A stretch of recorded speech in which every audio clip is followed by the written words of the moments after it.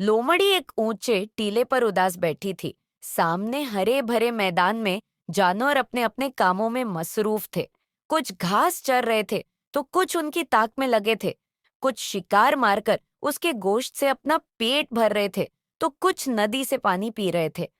परिंदे भी झुंड बनाए उधर से उधर उड़ रहे थे। वो जंगल का एक खुशगवार दिन था। लेकिन इस दिन लोमड़ी पर संजीदगी तारी थी। जंगल की जिंदगी में लोमड़ी को अहम मकाम हासिल था। वो शेर की खास मुशीर थी। शेर हर काम उसके मशूरे से करता था। तमाम जानवर इसके साथ इज्जत से पेश आते थे और दिल से उसकी अक्ल को सुराहते थे। लेकिन वो अपनी उस हैसियत से खुश न थी और अपने उस किरदार से तंग आ चुकी थी। शुरू में तो वो अपनी उस इज्जत अफजाई पर फूले नहीं समाती थी और फख्र से गर्दन अकड़ा कर चलती थी।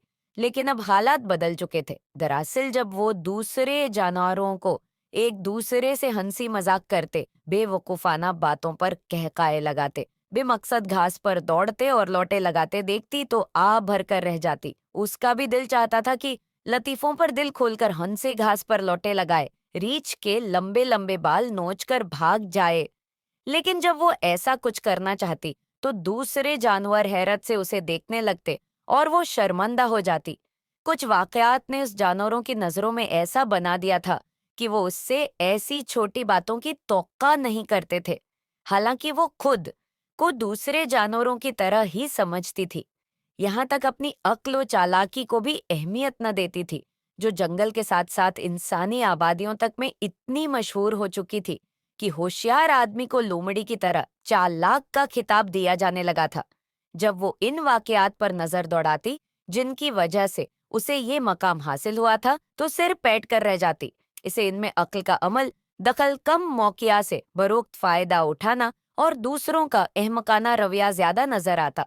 मसलन वो वाकया जिसमें उसने शेर और भेड़िए के साथ मलकर 3 शिकार किए और जब शेर ने पूछा कि तकसीम किस तरह की जाए और भेड़िए ने पहले जवाब देकर अपनी जान गंवाई थी, तो लोमड़ी ने फौरन सबक सीखा और तीनों शिकार शेर के हैं कहकर अक्लमंदी की सनद हासिल की।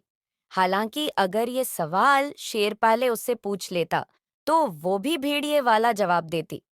इसी तरह जब एक दिन उसने एक कौवे को पनीर का टुकड़ा मुंह में दबाए देखा तो उसका जी लिलचाया। यहाँ उसने महज कुएं की खुशामद ही की थी। अब वो कौवा ही इतना बेवकूफ था कि जरा सी तारीफ पर फूले नहीं समाया और पनीर का टुकड़ा लोमड़ी ने मजे ले लेकर खाया।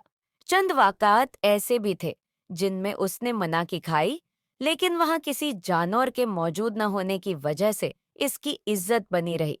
जब वो एक दिन अंगूर के बाग में गई और पके हुए अंगूरों को देखकर उसके मुंह में पानी भर आया, तो उसने बहुत कोशिश की कि किसी तरह अंगूर हासिल कर सके, लेकिन नाकाम रही। बलाखिर अपनी झिंड मिटाने के लिए ये कहते हुए रुखसत हो गई कि अंगूर खट्टे हैं।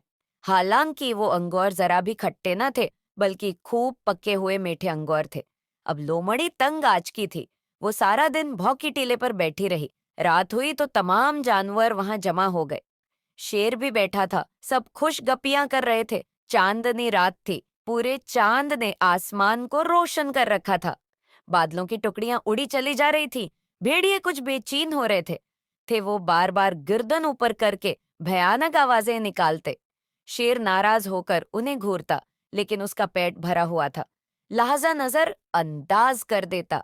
बातों के दरमियान जानवरों में बहस छुड़ गई कि चांद हरकत कर रहा है या बादल। सब आसमान की तरफ नजर उठाए अंदाजा लगाने की कोशिश कर रहे थे। कुछ का ख्याल था कि चांद हरकत कर रहा है, जबकि कुछ जानवर बादल के हक में थे। उनकी बहस बढ़ते बढ़ते झगड़े में तब्दील होने लगी तो शेर को गुस्सा आ गया। वो जोर से वहाड़ा सबको सानप सौंप गया। तुम लोग हैं जो हर वक्त हमेशा के लिए हैं। कौन होते हो फैसला देने वाले, ये तो दाना का काम है। सबकी नजरें लोमड़ी की तरफ घूम गई। एक बार फिर गेंद लोमड़ी के कोर्ट में आ गिरी थी। उसका गुस्से से बुरा हाल था। से बिल्कुल पता न था कि क्या चीज हरकत कर रही है। फिर उसे ख्याल आया, ये अच्छा मौका है ऐसा जवाब दिया जाए जो अहमकाना हो, ताकि आइंदा के लिए उसकी जान छूट जाए। वो बोली, भाइयों और बहनों, अगर चांद रखा हुआ है तो बादल चल रहे हैं, और अगर बादल रखे हुए हैं तो चांद चल रहा है।